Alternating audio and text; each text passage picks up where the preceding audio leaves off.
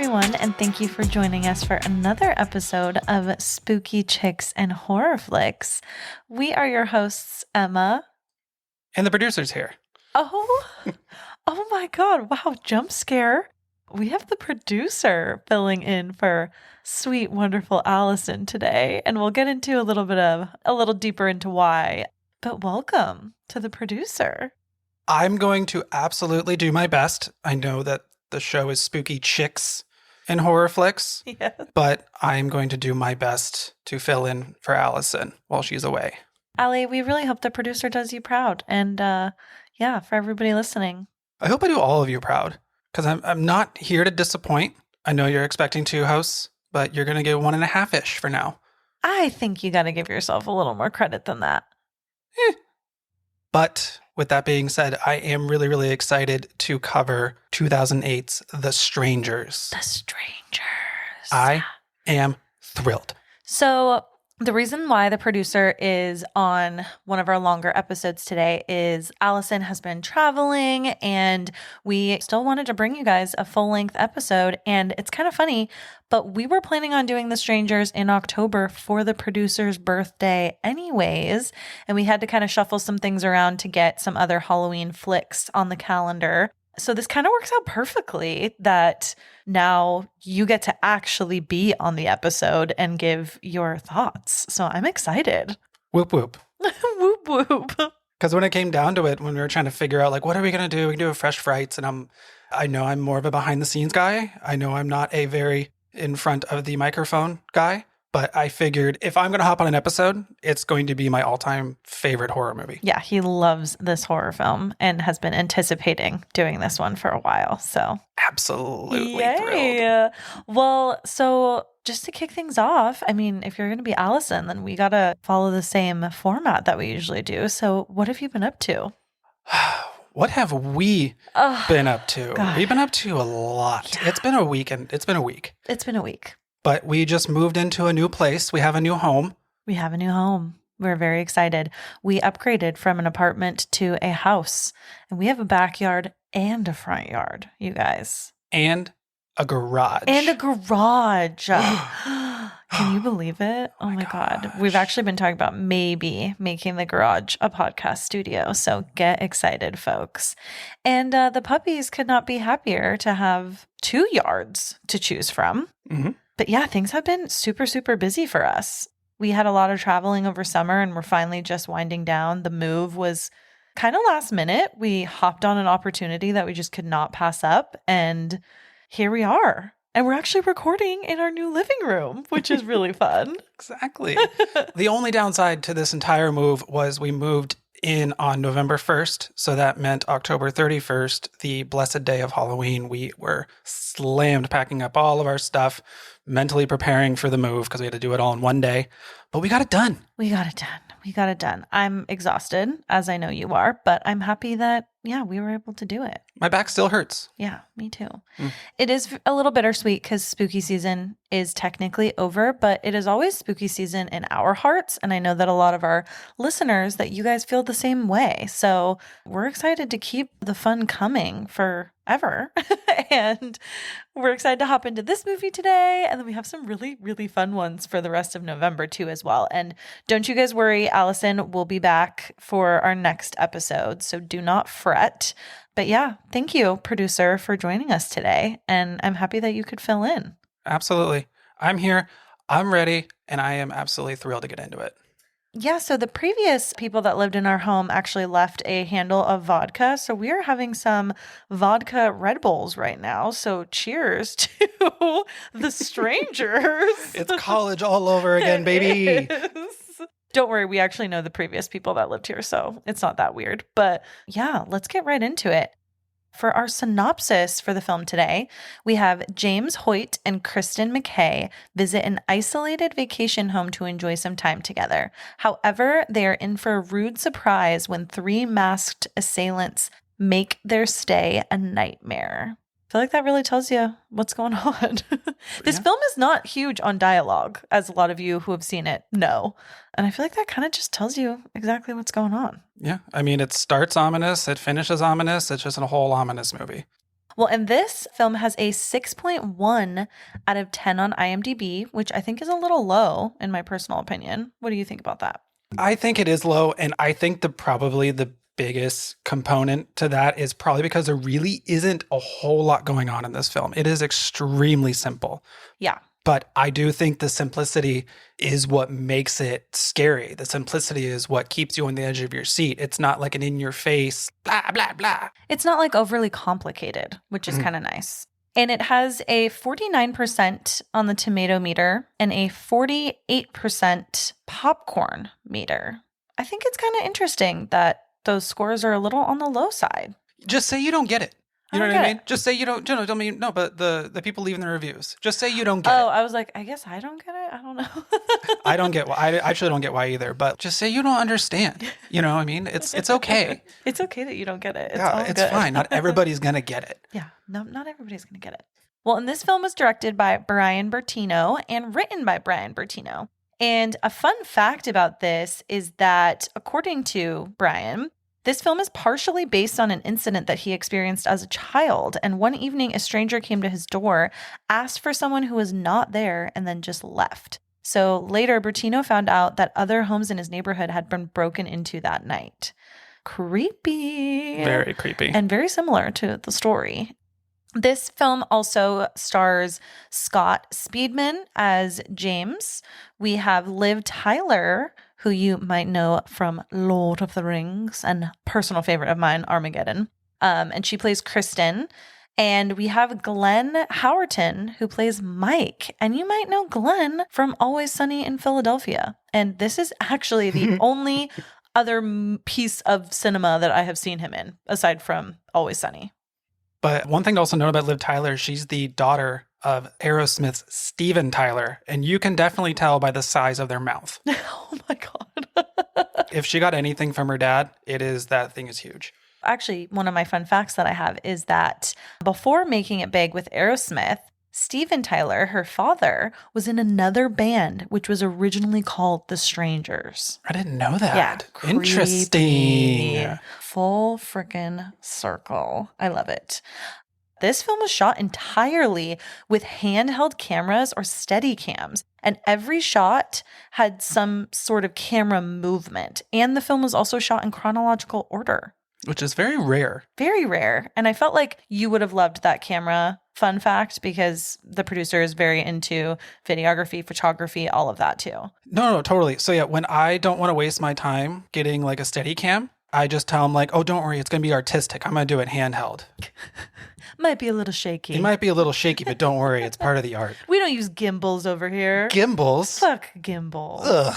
Just kidding, gimbals are fucking sick. And But very fucking expensive. Another fun fact I have is that during filming of this movie, in order to get an actual reaction from Liv Tyler, director Brian Bertino would tell her where to expect a loud bang from, but then would have the loud noise come from a completely different direction. So the fact that he even told her something was coming, that's to me more than enough. He could have just not said anything and really scared the shit out of her. I don't know. I think that route makes sense because I think it almost intensifies it more because she's expecting, oh, it's going to come from the right. So she's in her mind, she's like, okay, the right. And then it comes from the left to just flips your brain in half. She's like, what? But this is also another example of directors just casually fucking with the female lead. Yeah. How many different movies have we seen that we've heard where the director just That's does so some true. wild shit. That's so true. Just to scare screw with the female them. lead. Yeah. I kind of love that though. I've always thought I would be an amazing actress in a horror film because I don't know, as a kid, I had a very active imagination and I would always like act out movies that I would watch with my parents. And I just feel like I could have like really good, genuine reactions. But I don't know, maybe that's a discussion for another time. Speaking of actors and actresses, to play these strangers, the filmmakers actually cast relatively unknown actors to further keep the identities of the masked actors more of a frightening secret. And the strangers are also played by attractive, normal-looking people to help give the impression that they could be anyone deemed normal or trustworthy by society. But what's funny is that they have masks and you technically never see their face in this film. But it's like, Correct. Let's book attractive people anyway. Well, you kind of see like half of their faces, and They had a very attractive profile. they did have a very good profile. They had really nice jaw lines. Top tier profile. Yeah. But yeah, those were most of my fun facts. Do you have anything else that you want to add before we hop right into the film? I don't have any fun facts, but my very first time I saw this film was in 2008 in theaters with my childhood friend Rusty. We weren't even 18 yet. So we used to always sneak. Well, one, we would sneak into the theater either way and not pay, but sneaking in to an R-rated film was another level. But like this film, it's one of those horror films that like seeing it in theaters is a completely different Different experience. Different experience. It's not just the sounds, not just anything else, but like everybody in the theaters kind of reaction at the same time. And it's probably the only time I've been to a theater and saw people actually walk out because of how scary it was. Wait, really? Yeah, I have never experienced that. Wow. I mean, the only other time I've seen people walk out of a theater is when I saw Bruno. Especially the helicopter scene. I don't know why I was literally expecting like an actual horror film. Like, Nope. I don't know, you to say something else like sinister or like something like Insidious. And you're like, nope, Bruno. No, I would say the helicopter scene in Bruno is definitely probably one of the scariest things in history. Frightening. But I think in total, I've owned 3 copies of this on DVD. I would either lose it or leave it at a friend's house and then never go get it again. And then I would just keep rebuying it because it somehow was my comfort film.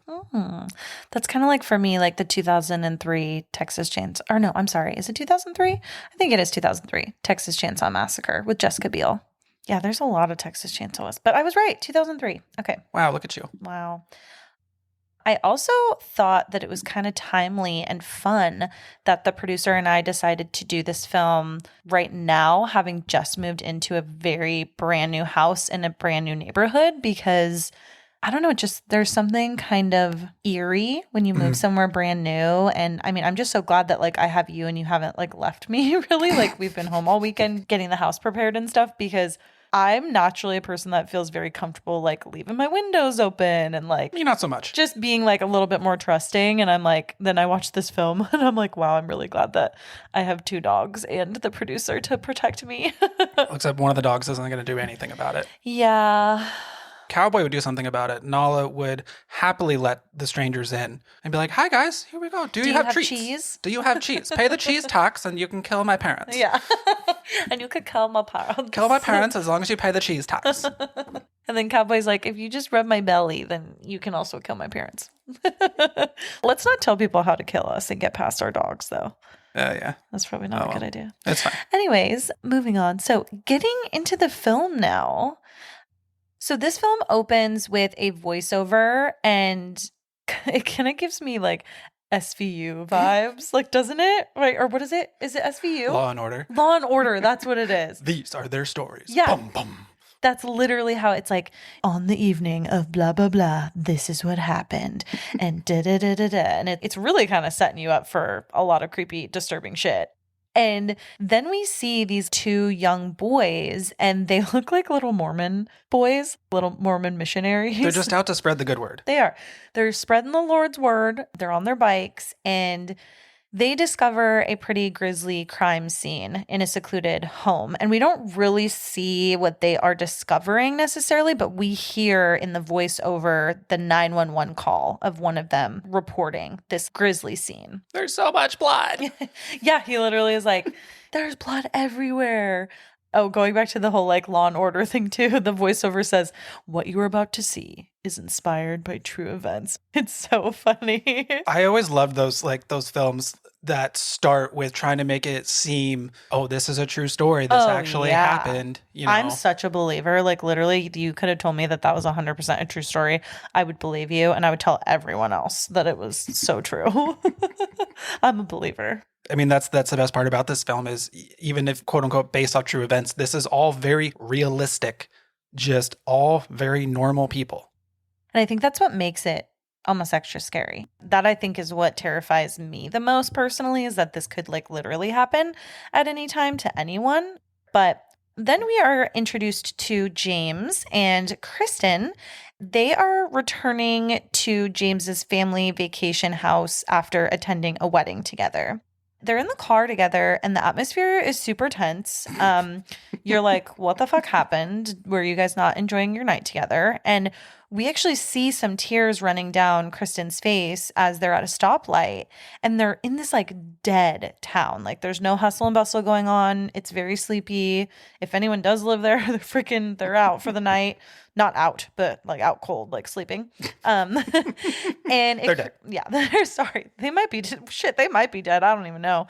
What the funniest part about this whole drive is extremely relatable because that awkward drive home when you're fighting with your significant other, no one's talking, radio's not on, just complete silence because no one's saying a word until you get home. Yeah, you're like, and I can't do anything. I'm just in this car with this person. Well, and it creates this like whole sense of like emotional vulnerability and like disconnection because I mean, like the producer said, it's like we've all been probably familiar with that like tension where you have so much to say and then nothing to say kind of at the same time. Then they arrive at this house that they're staying at for the evening, and it seems pretty secluded. We see that it's in kind of a foresty type place. We actually don't really get any confirmation, I don't believe, of like where the setting really takes place, but wherever this is, it's like a cabin, not cabin, but maybe like a vacation home sort of in the woods somewhere. Definitely don't have a lot of close neighbors nearby. And as soon as they get into the house, they have this kind of quiet and like awkward interaction. And Kristen finds these like rose petals scattered everywhere. And this kind of indicates that the night was supposed to go very differently. There's also candles everywhere. And I think that there is plans to run a bath.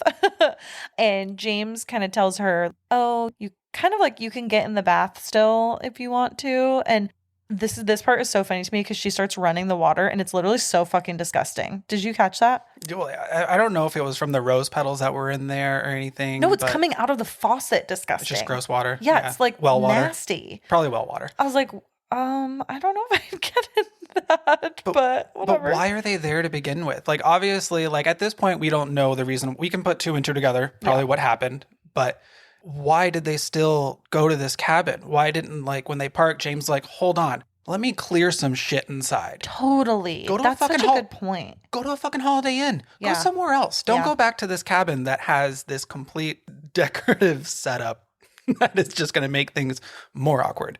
Yeah. And not to be rude to you, but sometimes boys are just dumb. Oh, totally. And absolutely. He might have just in his head thought that that would have been the best place for them to go, even though that's like definitely not. As she undresses and kind of gets into the bath, we see James call his friend Mike.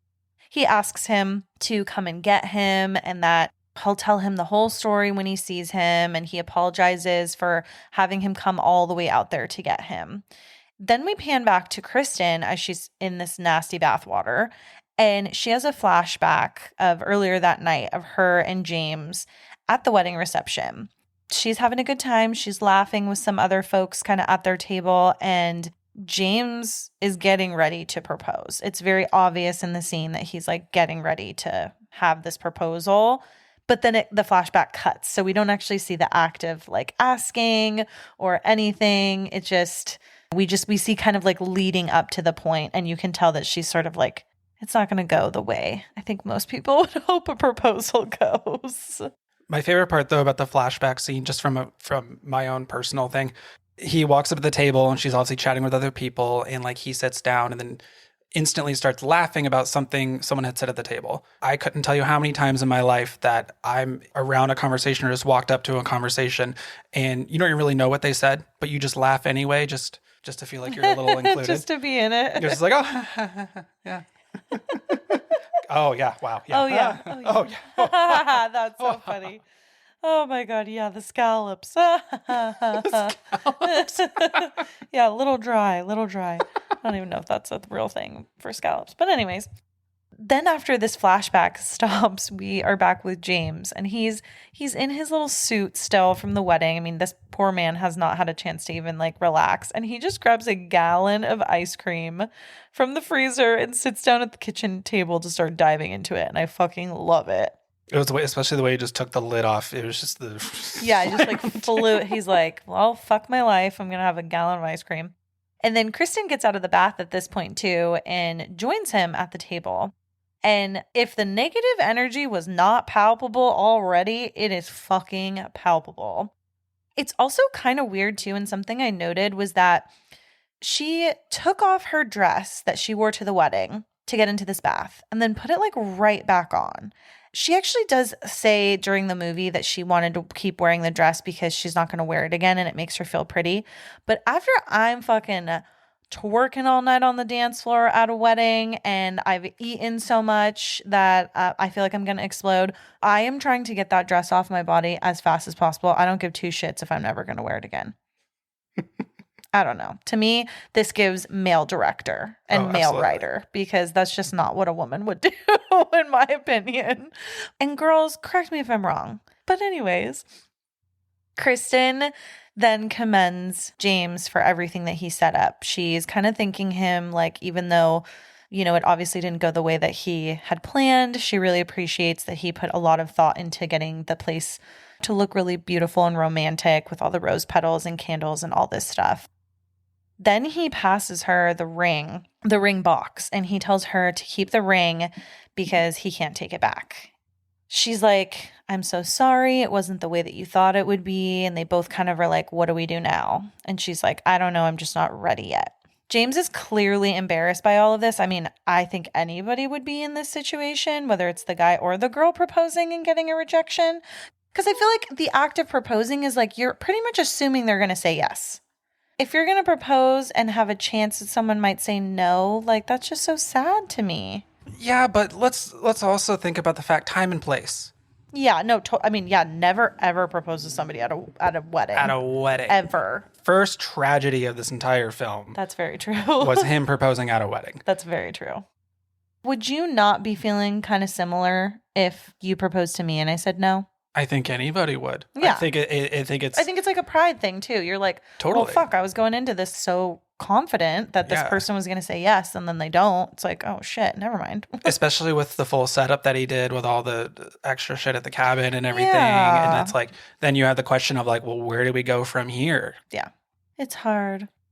Well, so then James is clearly kind of embarrassed by this rejection, and he goes to turn on a record, and him and Kristen do have this sweet kind of moment of embrace. And you can tell that even though this whole night has not turned out, I'm sure, as either of them really wanted it to go, you can tell that they do like love each other so much. And it's just not exactly certain like why she said no.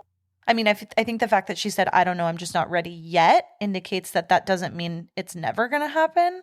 So you almost, as the viewer, are still kind of rooting for them in a weird way. Because it's not like she said no because she wants to break up or anything. It's just now they have to navigate their relationship knowing that this kind of big rejection has taken place, but it's not necessarily an end-all be-all. But then they get ready to fuck.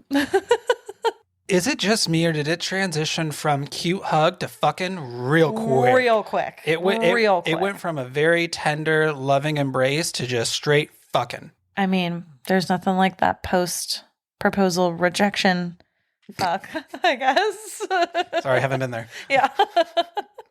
And yeah, this whole moment, it's kind of funny. They're like about to, get freaky.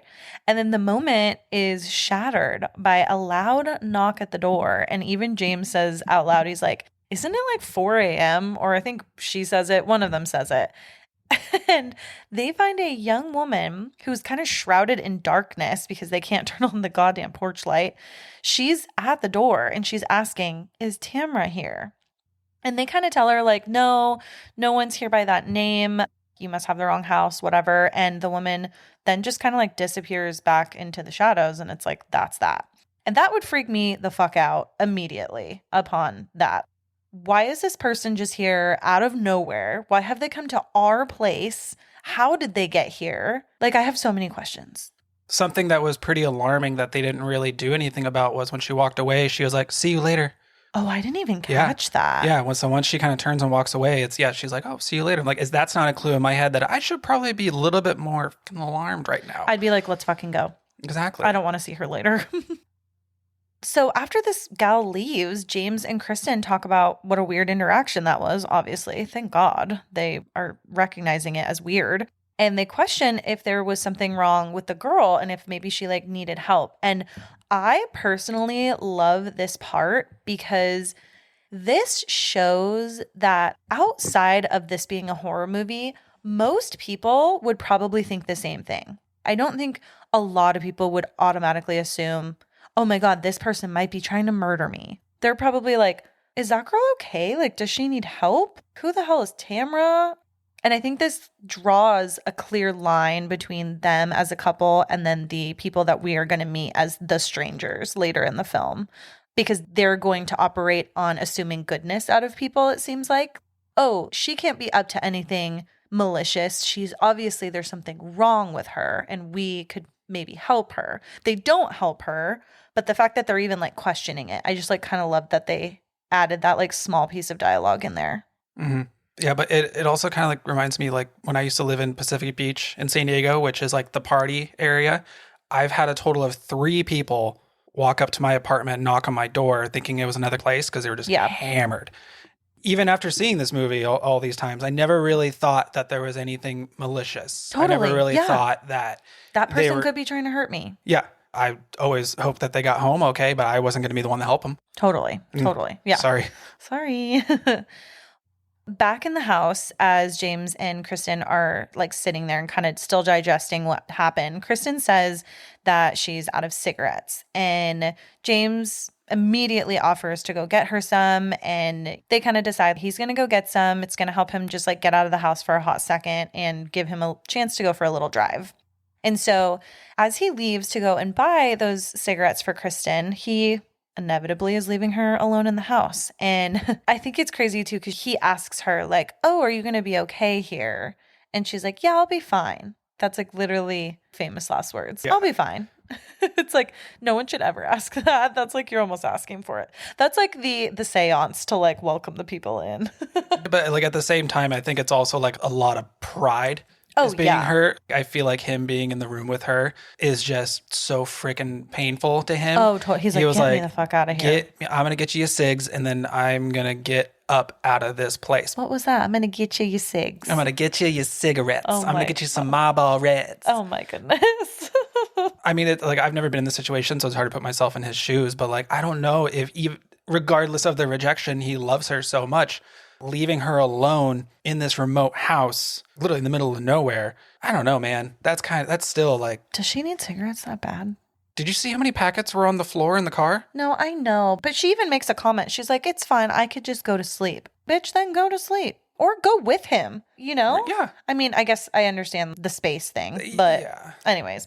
As he hammers the rest of the bottle of the champagne outside, hurls it into the yard and gets in his car. Lovely. Yeah, please don't drink and drive, people. And so while James is gone, Kristen goes up to the engagement ring box that James had left on the table. She takes it out of the box and tries it on her hand, and she can't get it off. And you know what? I think we see it again on her finger, don't we? Like later in the it stays on her hand the entire time. Yeah. So from this point forward, she has it on her finger literally the entire time. She just decides to like keep it on, which I'm kind of like, well, should have said yes. Well, there's also a lot going on. She probably kind of forgot it was there. That's true. Yeah. That's true. Oh, well. Well, and while she's hanging in the house, she gets another few knocks at the door. Obviously, she's a little freaked out. James isn't there, and who the hell's knocking on the door again? And she's asking who's there from behind the door. And the same girl, at least it seems, asks if Tamra is home. And Kristen says, you've already come by here. You've already asked this question. And the girl goes, are you sure? That's already like kind of weird, right? And so Kristen is starting to get a little shook, and she looks out the window and sees nothing really alarming, but I feel like that's almost worse that you're not seeing anything.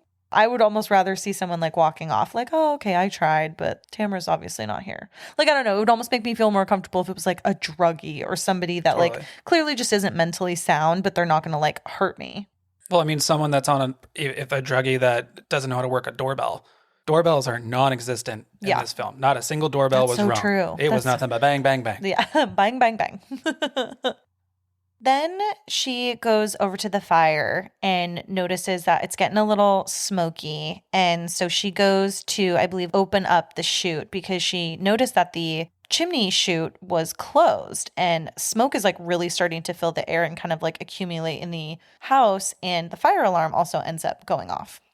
As all of this is happening and she's kind of dealing with just having the knock on the door and then the fireplace, the alarm, all this stuff, another strange knock, actually a couple knocks, I believe, and a few bangs start to echo throughout the house. And Kristen grabs her phone to try to call James, but her phone is dead. And so she plugs it in to try to get a charge so that she can call him. She goes into another room at this point and then tries to call him from a house phone. And she actually does get a hold of him and she tells him about the girl and how she came back and knocked on the door. And she's like, can you just please like come home and hurry?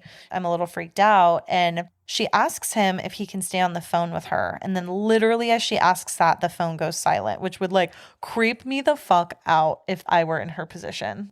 Obviously, he probably just lost service or something, but like just the timing of that. Oh, can you stay on the phone with me? And then no, bye. I think it was because they cut the phone lines. No, I think so too. But like also at the same time, what was kind of funny is right when she asked that question, the line went dead, almost as if James like, fuck that. No, that's so true. Yeah, he's like, I don't want to stay on the phone with you. Nah, it's fine. You'll be fine. As the viewer, we see a strange masked man watching Kristen from the hallway by the living room, but Kristen doesn't see him. Potato sack man. Potato sack man. He does. He kind of looks like he has like a... It's some kind of bag. He kind of looks like the Scarecrow from like The Dark Knight, you know? It definitely looks like a burlap kind of situation. But like a very like core memory I have from seeing this in theaters was it was a full theater and the audible gasp of everybody. Well, I did it today. You did it today, yeah.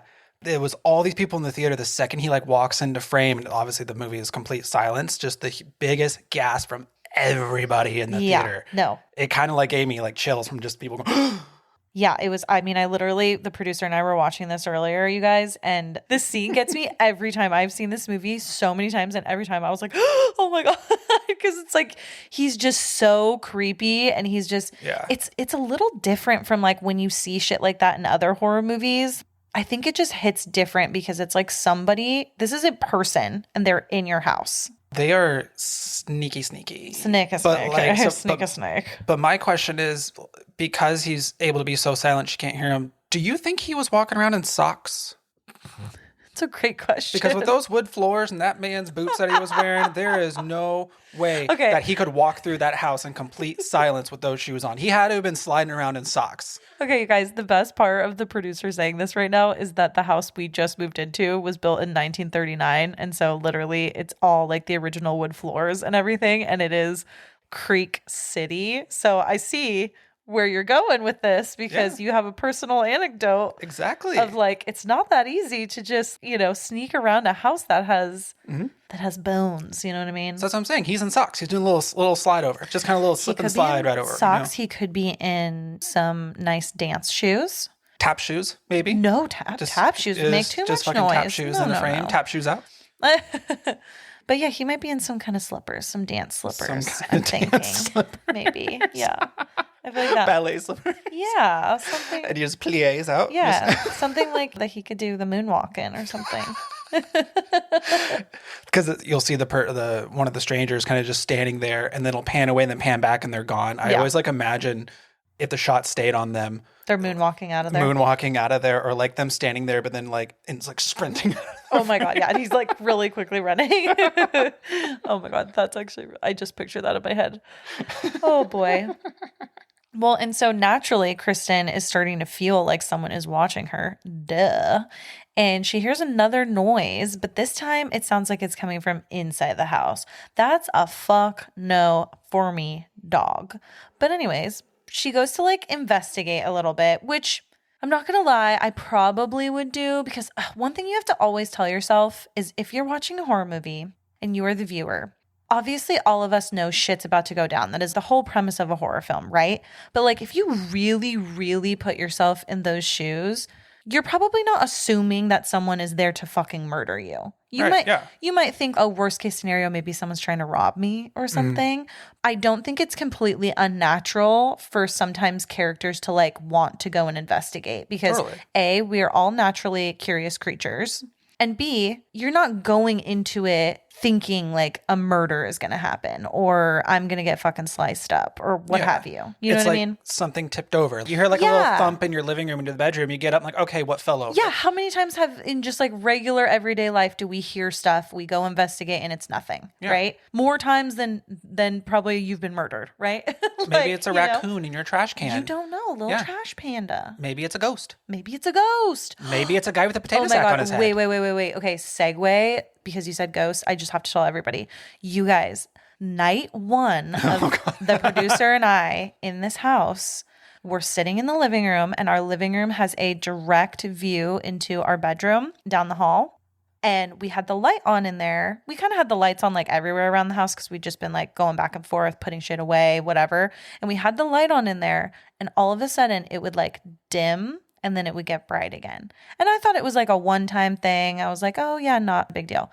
This happened several times and I actually have it on video. Maybe I will post it on Instagram in our stories to show you guys. I was like, there is 100% a ghost here and I love them already because I'm very open to shit like that. But we were talking to the girl that used to live here when you mentioned that. Oh, yes. You're like, oh, it was so old. And my first question was, are there ghosts? And then and she's like, no. You and I both at the same time. We're all, aw, sad. Yeah, when we Fine. found out this house was built in 1939, I'm like, there's some fucking history here. I mean, there is, like, no doubt about it. I would actually love to do a little bit more digging into, like, who has owned this over the years. I can already tell you that our front door has been kicked down at one point. Really? Yeah, you can tell by the door frame. It at one point got kicked down. I don't know when, but it could have happened in the last 90 years this place has been here. Isn't that crazy? That's a lot of years. 90? That's a lot of people. Someone's had to have died here. That's what I mean. At least one. At least one. Or maybe we're the first. Oh my God. Don't say that. Okay, sorry. Jeez. No. Okay, well. Okay. Well, anyways, moving on.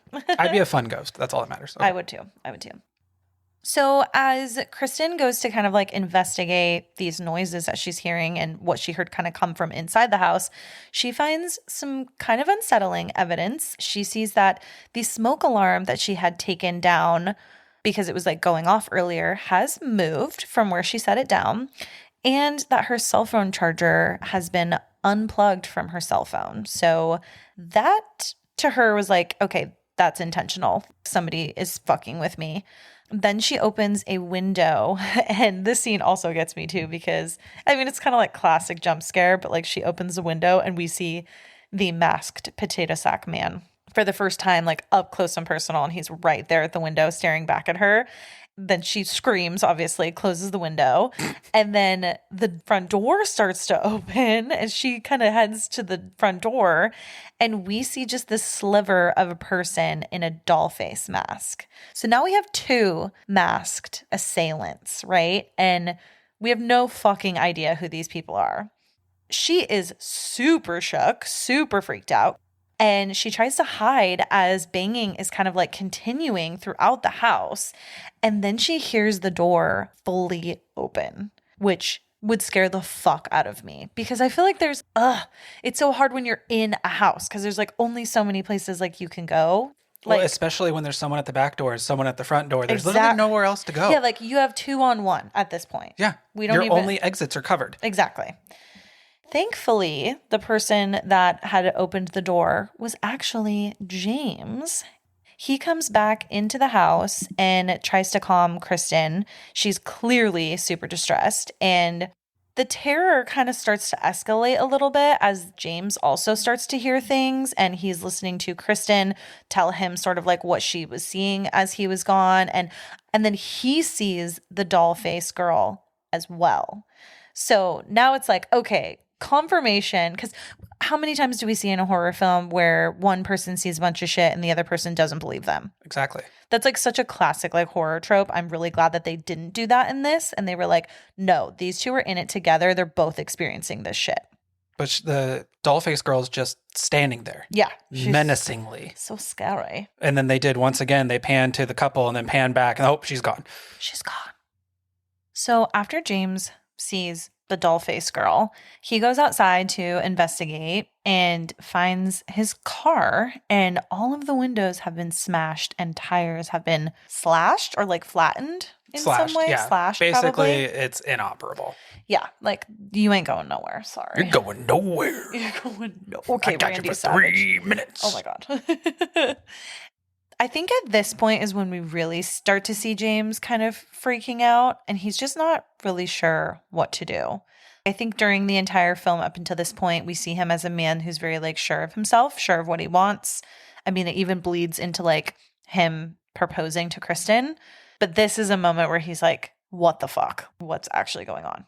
But at the same time, after all this has happened, yeah, car's all fucked up. They go inside the house and then it takes the time to bandage her up. And still, nobody has called 911. I know Kristen tried on the landline, but the phone line was down, obviously. But they're sitting together at the table, bandaging her up. But still, he has a cell phone. It works. No one has called 911 yet.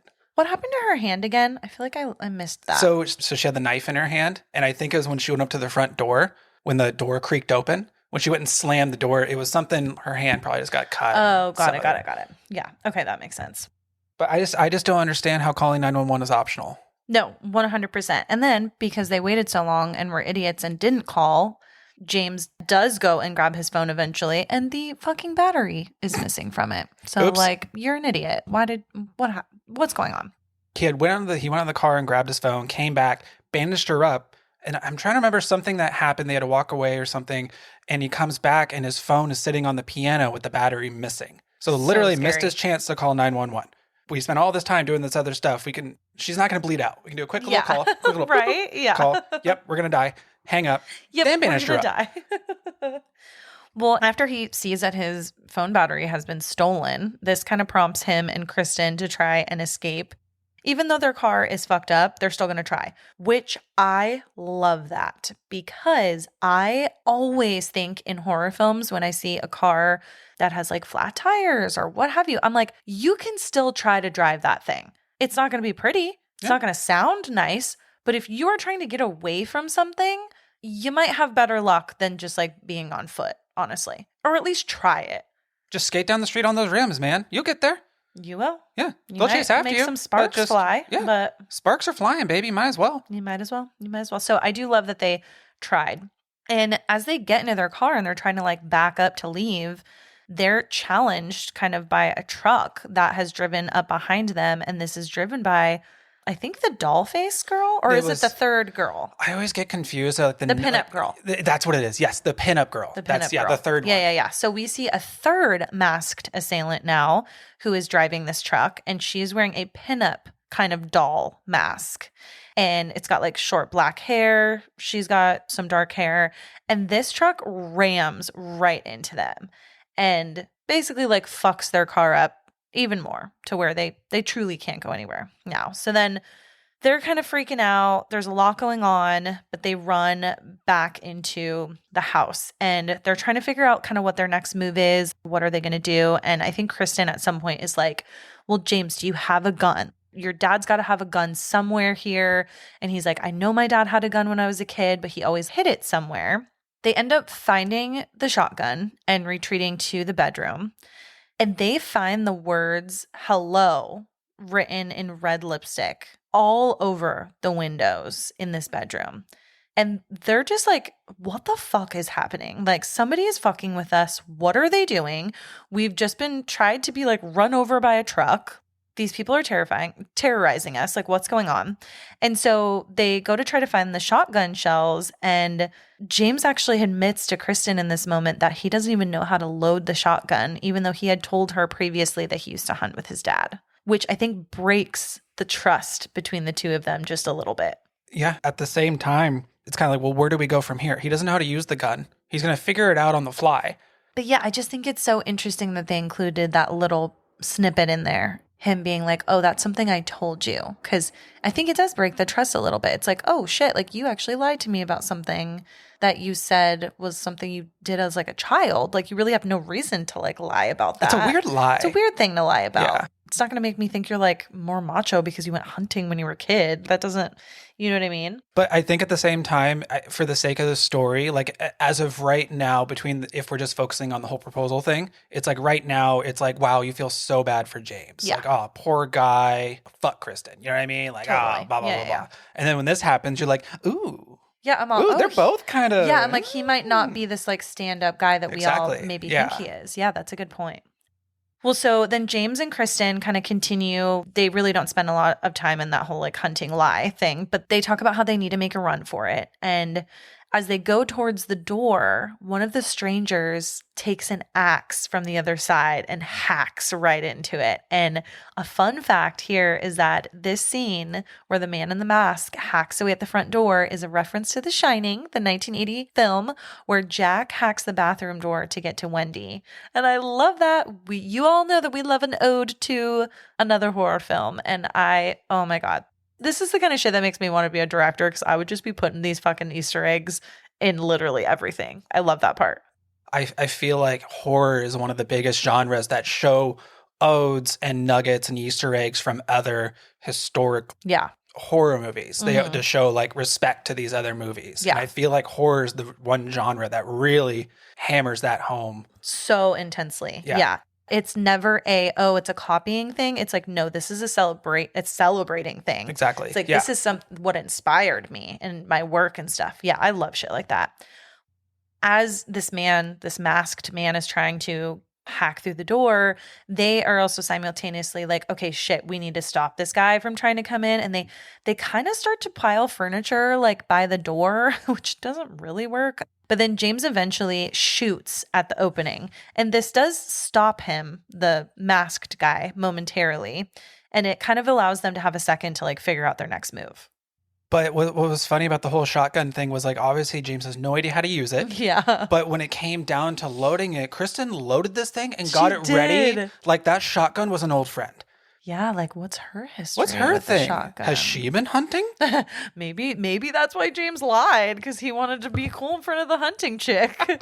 We don't know. She loaded this thing so quickly, like it's nothing. I mean, like I know in a lot of this film, she kind of lets me out. She acts a little helpless. Yeah. But in that moment, she just and then handed it to him, and he just. Hey, women, man, we can figure shit out on that the was fly. her moment. Yeah. Yeah, that was a good moment. Well, and so they end up hiding in the bedroom. And James is sort of like pointing the gun a little bit towards the door, kind of waiting for the intruders to come. I'm going to preface this next scene with, I'm going to talk a lot about it, but this scene just pulls at my fucking heartstrings. I'm just going to get right into it. But then we get a change in scenery where we see Mike. And if you guys remember, Mike was the friend that James called at the very beginning of the film to come and pick him up. And Mike has now arrived. And Mike was actually not supposed to come, I believe, until like the next morning to get him. And Mike pulls up. He's still in his car and he calls James and leaves him a voicemail kind of randomly because it's like, you're right there, just go in. But he's like, hey, man, I came a little bit early. I wanted to come and get you. Like, you obviously need me. Kind of like I wasn't doing anything else. I was just going to come get you now. Can I break the tension a little bit for you? Yeah. Oh my God. So I've never seen Glenn Howerton in anything else but this and It's Always Sunny. So like I don't know why, and like I'm a huge Always Sunny fan. For some reason every time I see Mike pull up in the car, I think in like not like an alternative universe, but I think if it's like an Always Sunny episode where somehow the three strangers or intruders are the rest of the gang. They're Charlie, Mac, and D. Shut the fuck where up. for some reason they're trying to terrorize these people for some stupid, ridiculous reason. And Dennis has put him up to it. Oh my like maybe God. Kristen's like an ex of his or something like that, yada, yada. Something. Yeah. So I always think it just like, and then somehow it just gets out of hand where they're not doing anything bad. They're just kind of walking around, just standing there, and where it's like Mac gets like an actual scary mask, and then D and Charlie's, these are the masks you chose? Okay, maybe that makes me feel like a tiny bit better. The gang becomes strangers. Yeah. They should do that. I don't know why they haven't. But Mike is trying to tell James, like, hey, I'm here. I'm like here to pick you up. But there's no answer. Then all of a sudden something gets thrown through his windshield as he's in the car leaving this message. And he jumps out of the car. He's like, what the fuck was that? And I think he's starting to like kind of realize like some weird shit is happening, because then he looks around and he sees that some things are disheveled around the property and especially like the exterior of the house. And he goes into the house to investigate and he hears that the record player is on and it's skipping. It's like kind of playing the same part of a song. Quicksilver girl, Quicksilver girl. Ooh, that was good. Oh my God. I've Oh, seen this movie a scary. lot. Honestly, this entire soundtrack played at my funeral. Oh my God. All right, sorry. Oh my Carry on. goodness. Wow. Okay. Carry on. But also, wait, the one thing about Mike, so when he's outside, he's like, oh, James, oh, Jimmy. And then he goes inside the house. And then he goes inside the house. Doesn't say a damn Doesn't word. say a damn word. He picks up a crowbar that was outside. He thinks of that, but when he's His inside. whole life would have been saved if he fucking said, James? Or a, hey, hello? Anybody? It's Mike. It's fucking Mike. It's Dirty Mike and the boys. Dirty Mike and the boys. I'm here. My goodness. Well, so obviously, we just said he goes in to investigate. The house is a complete mess. And then he starts walking down the hall. He's walking very slowly. Again, could have announced his presence, but doesn't. And we actually see that behind him, the masked man is kind of slowly encroaching. And you as the viewer think, oh shit. He's done for. He's done for. Like this man is going to axe fucking Mike, right? And then as Mike is kind of crossing into that threshold of the bedroom. That's the one time he said hello. Oh my God. He goes around the corner and says, so hello. right. That's when he decides to say something at the last second. Yeah. So he says hello as he's like crossing that threshold and literally James shoots the shotgun and basically blows his brains out a little bit. I've always had the thought, because like obviously the potato sack man, we can't see his face. Yeah. All I want to do is imagine what his facial expression would have been in that moment. Oh, yeah. Because he probably didn't see it coming. He was fully ready to just axe this dude in the head. Yeah. And did he have any moment of like, whew, yeah, that could have been me? Or, well, it's like there's three options. Either he is surprised, like, whoa. Either he's happy, oh, that means I don't have to do it. Or was he sad because he really wanted to do it? All great questions. And it's just going to if anyone go left knows on him, let's get him on the pod. Potato sack man, come on up. Come on up. Well, and at first, James doesn't realize that it's Mike, but there is a moment he starts to question it. He's like, Kristen, I shot him, but why wasn't he wearing a mask? And then he slowly starts to realize that it's Mike. And this whole part to me is just so fucking sad. And it just adds like a layer of emotion, I think, just in general to this entire thing. And I will say, though, that I do kind of love it, though, when movies do scenes like this, because it really just tugs at the viewer's heartstrings and it causes a reaction of the viewer wanting to kind of like warn the person who's about to be wrongfully harmed. Like, yes, horror movies, usually everybody's wrongfully harmed, right? But like in this case, no. The right people who are trying to harm the bad people are going to wrongfully harm someone who's not a bad person. Mike didn't stand a chance, though, because even if he didn't get hit with a shotgun, he was getting hit with an axe. He was a goner the second he showed up. So that's true. But God, it's just crazy. And I love when movies like do scenes like this, just because it really takes it to like a deeper level with like your emotions and being part of the viewer. Like you're already terrified putting yourself in the shoes of the people that are being like terrorized.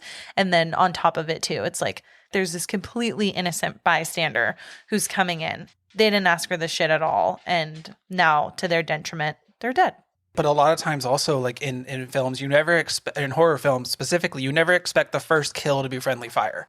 I do feel like this part in the film is pivotal because now another person has been like added into the mix and things were already fucking real serious before. But now they're like, holy shit, someone has gotten their brains blown out. So this is a very serious situation. It's no longer like, oh, we're playing hide and seek and like you guys might find me, you might not. It's gotten really serious. And so James, very shooken up by the situation, but recognizing the need to just like survive this, he tells Kristen like that he's going to try and make it to the barn and that she needs to go and hide while he tries to get help. And he says, I'll be fine. So I don't know if you noticed, but they both said that now.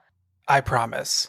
Does he say, I promise? He says, I'll be fine. I promise. Famous last words.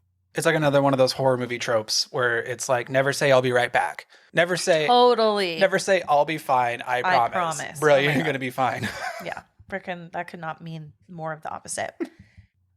James tries to make it to the barn at first while hiding on the ground and kind of behind the trees to try to make his presence a little bit more unknown from the intruders. And then as we turn the vantage point on to James, we see the masked man charge at him from behind. And we don't really see what happens, but we can assume that he's been attacked in some way. And then that's all we see of James for a little while. And everything kind of shifts completely onto Kristen. So now we're back with Kristen, and she makes a run for it and trips on a rock as she tries to get away from the house. Why do people always be tripping on things? She also couldn't have been any more noisy. I don't know. Take notes from the strangers. Like it's be a little sneaky. No, she went full sprint, tripped, face plant, all these noises. Like, fuck. Doesn't she say like, fuck or something? And it's like, girl, shut the fuck up. She would be horrendous at Marco Polo. She would be. Wouldn't be good at it. While she's on the ground, she hears some chaos coming from the house, and this is just like even more reason to get away kind of like as far as she possibly can. And so she does end up making her way to the barn, but we see as the viewer that Dollface knows that she's in there and like knows that she's going in there. So you can just assume you're like, girl, whatever's happening in this barn, you're not going to get very far because this Dollface masked person knows what are you doing? Kristen tries to call for James, but gets no answer. And as she continues to explore the barn, kind of looking for anything that might help, she does find an old radio and tries to call for help. And she's talking in very, very low whispers because she also doesn't want anyone to hear her, even though we know as the viewer that they already fucking know that she's in there.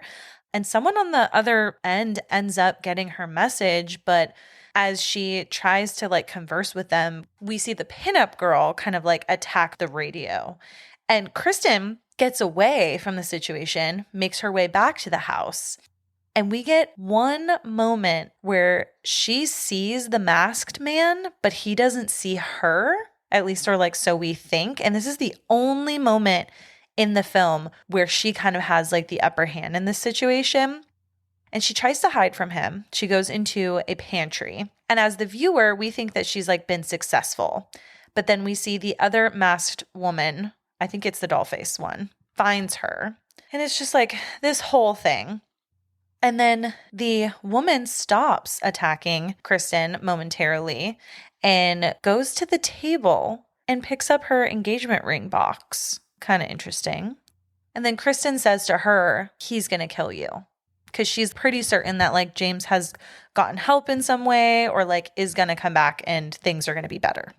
Especially when the Dollface stranger like picks up the box. I feel like she's the only one out of that trio that has really showed any slight empathy. Yeah.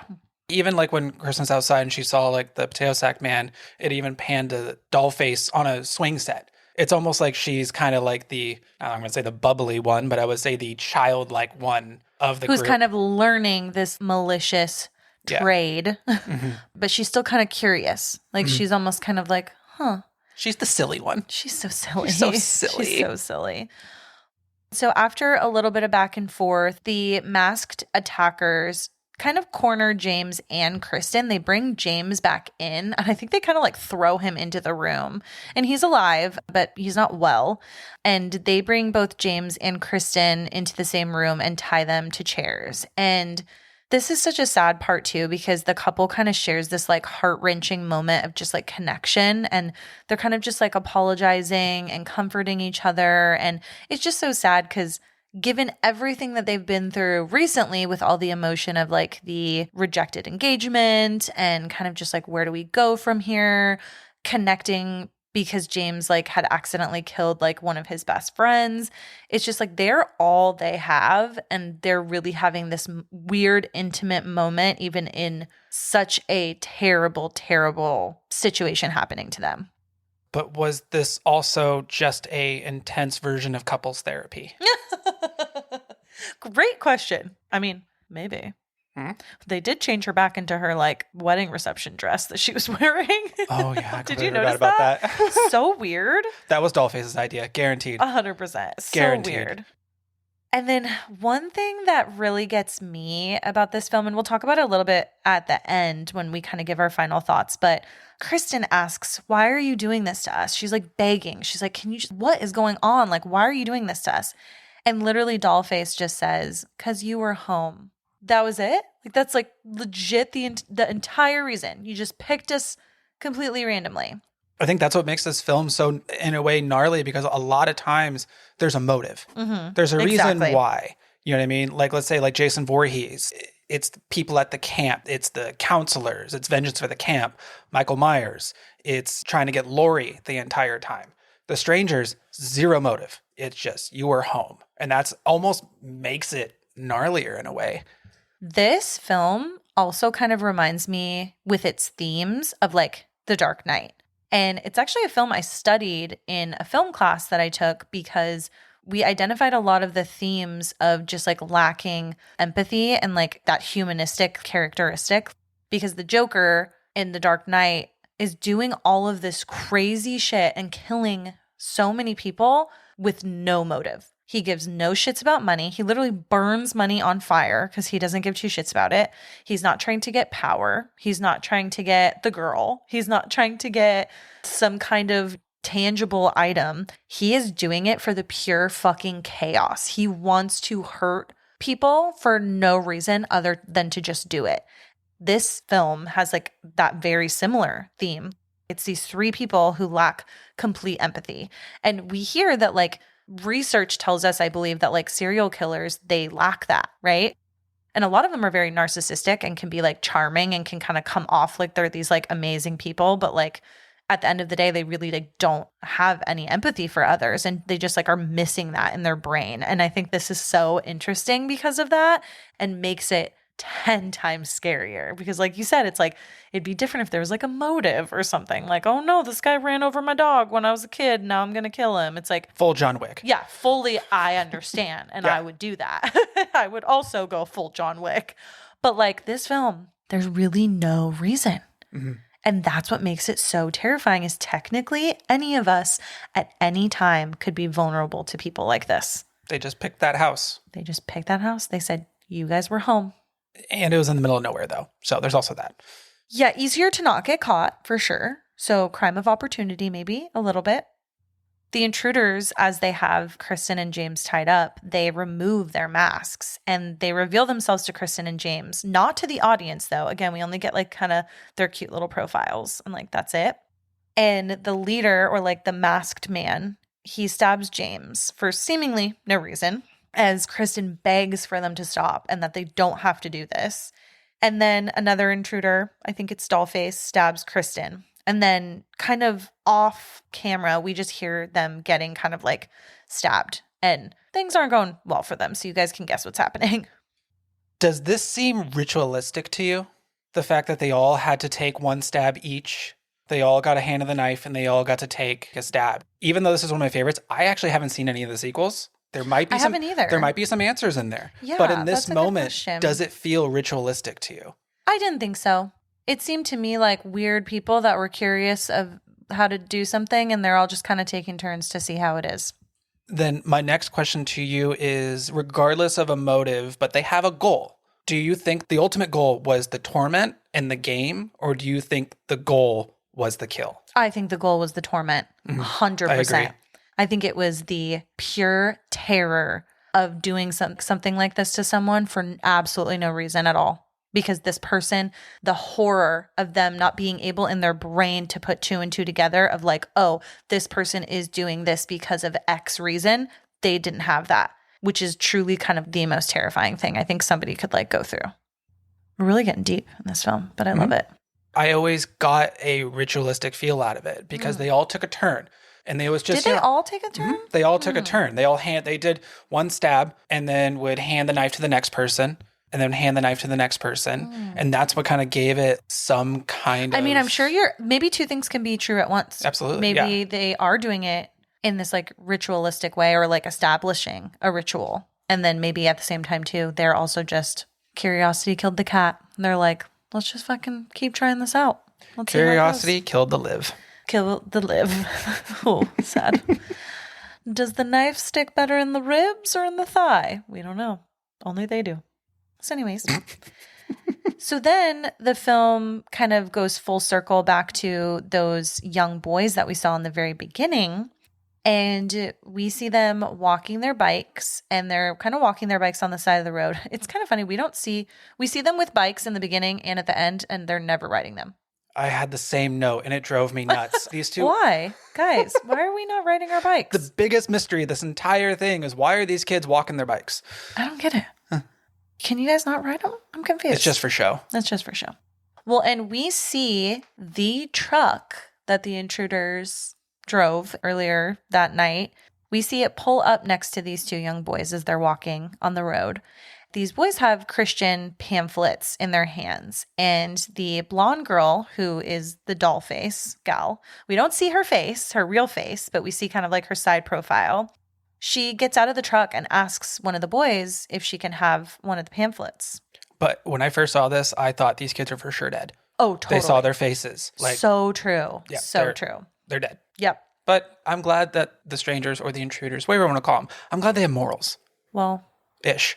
We don't know the story after. That's very true. Yeah. Well, and I love this part because the young kid that hands her the pamphlet goes, "Are you a sinner?" Well, and she goes, "Sometimes." And then just grabs the pamphlet like so innocent and so sweetly and so just like nonchalant about it. It's something about that actress's, that woman's voice, yes, too. Her voice is crazy. I don't know what it is. Just the way she said sometimes. Sometimes. Regardless of the lack of dialogue, few words that she had, she did a very good job with every word she used. Totally. Yeah, it was scary. I think that also kind of goes to show the dollface character that she's a little different from the other two. Yeah. You know what I mean? She wanted to get out of the car and converse with these kids. It's like there's something about her that's different from the others. Maybe it's simple. Maybe it is a little silly. Maybe it's Maybelline. I don't know. Maybe it's Maybelline. As they drive off, we hear one of them say, "It'll be easier next time." So does that say this was the first? I don't know. Once again, haven't seen the other ones. Yeah. But. Yeah, maybe we would find out a little bit more of a backstory. But yeah, I definitely want to see the other ones now because I feel like it's been a while since they had other ones, right? I think there's 4 now, right? Is there? I think another one just came out. No, one did just come out. They've done like a part 1 and part 2 or something, or chapter 1, chapter 2 or something that is now, and that was like the 3rd and 4th one. And I think it's the same 3 Yeah, I wonder killers. if they must be related. So and there's probably so much backstory. There's probably a lot of answers to all of our questions that we have. But for now, with what we had at that time when this first came out, it was extremely ominous and there wasn't a whole lot going on. But for some reason, I still felt satisfied. Yeah. For some reason. No, totally. Same. So after this whole like, it'll be easier next time thing, we see the boys and walking their bikes. And they discover the aftermath of this horrific night. And Kristen, barely alive, screams in the little boy's face as he's like trying to see if she's like alive. And this just like brings the terror just really full circle for me. A lifetime of therapy for that kid. So much. An absolute lifetime of therapy.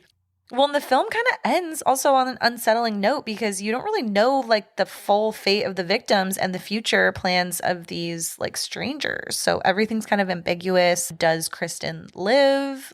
Is James alive or dead? I mean, we don't like know 100%.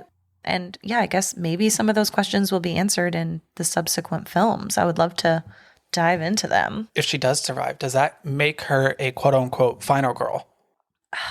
I bet technically she's kind of a final girl, but final girl assumes that there are other girls that came before. That's true. If anything, she's only girl.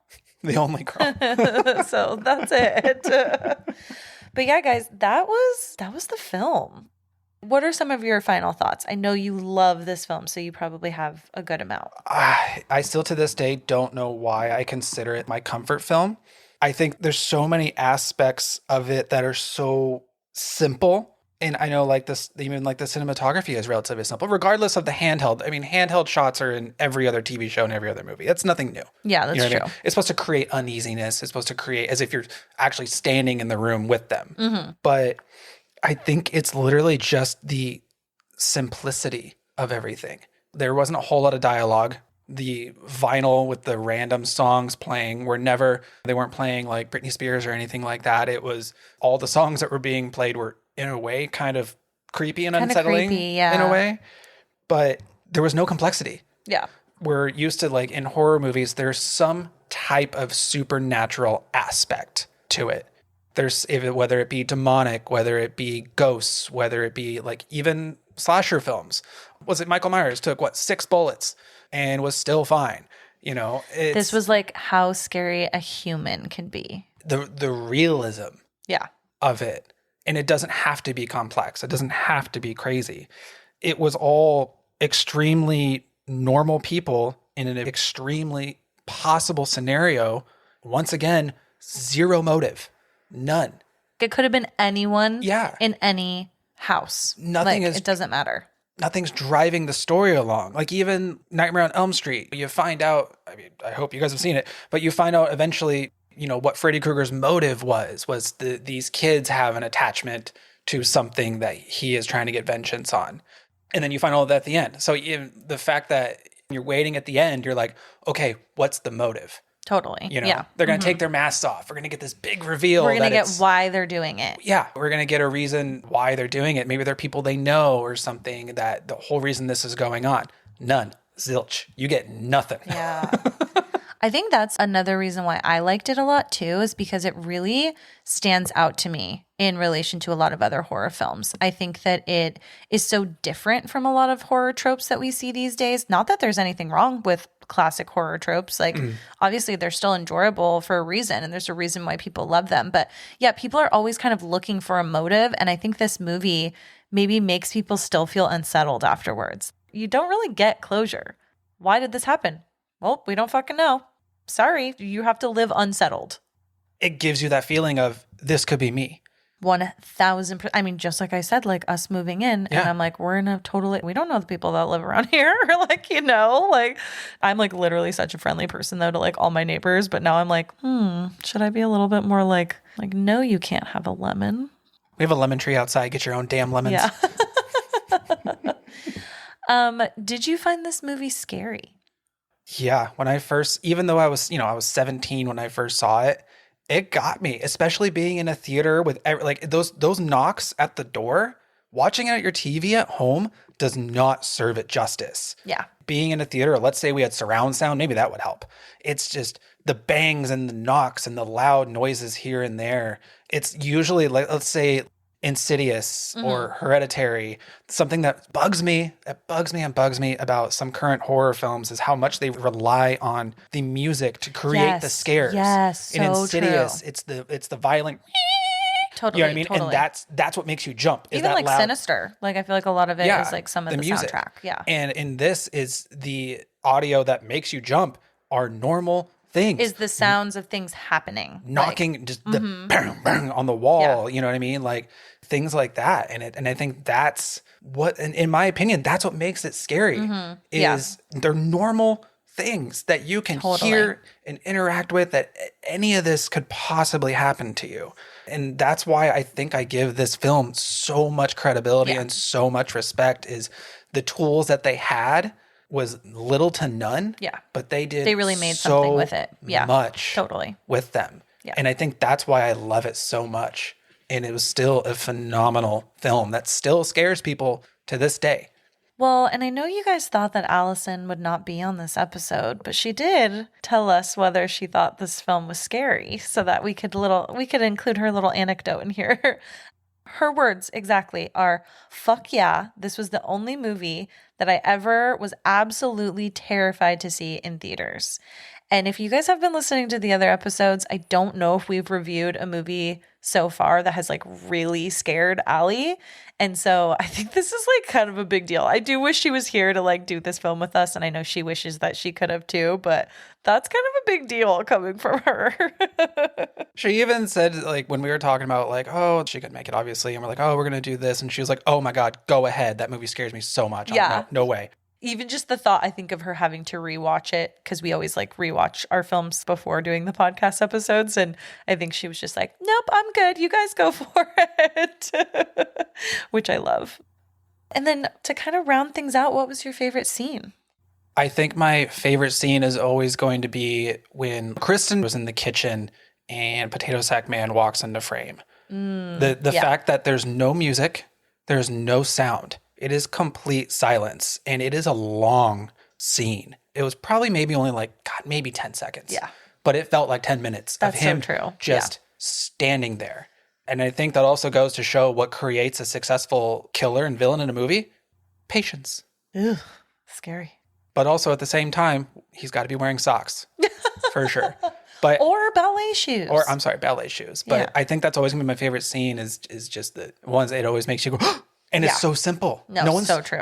It's not a jump scare. No, There wasn't yeah. a single jump scare in this whole movie. No one was jumping out and like, ah. All he did was step into a doorway Yeah. in a normal manner. Didn't jump in, just stepped in. And the fact that is weirdly so scary, it blows my mind. It is so good. But what was yours? I feel bad saying this is like my favorite scene because it's not like, oh my God, I fucking love it. It's my favorite. But the scene that really like is my favorite, as in like most memorable and like I think was done so well and so intentionally, was when Mike got shot. I don't know. Just there's something about how that whole scene was executed and just it almost takes my breath away every time I see it. Just putting myself in James's shoes, having that happen and him having that denial at first. Like he's like, no, I'm pretty sure like I shot one of the guys. And then he's like, wait, like why wasn't he wearing a mask? Oh my God. It just like fucking rips my heart out. And I think that that's brilliant filmmaking to be able to elicit that type of emotion from people. So that's definitely mine. Well, thank you all so much for listening to another episode of Spooky Chicks and Horror Flicks. Thank you so much to our producer for joining us today in Allison's place. I think you did a really great job, and Thanks. I think she's going to be proud. I hope I did her proud. I hope I did all you guys proud too. I know like you guys are expecting the girls. I get it. I really hope I made all you guys proud. I had a lot of fun. And this is still forever going to be my favorite films. I was so psyched to be able to review this. It was a blast. I'm going to happily go back to being behind the scenes because that is where I feel... That's where he thrives. That is where I feel the most comfy. Yeah. But yeah, I had so much fun.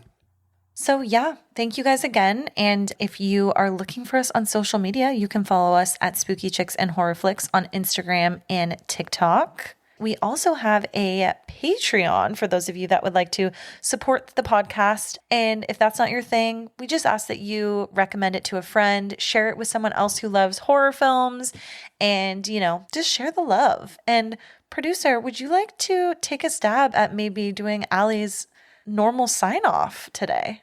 Absolutely. So Allie did write this. She scripted it. She did script it and write it ahead of time because this is her thing. Maybe try to be more aware if you can sense that creepy ass people are in your house. Always remember that spooky season is year round. And stay spooky fuckers.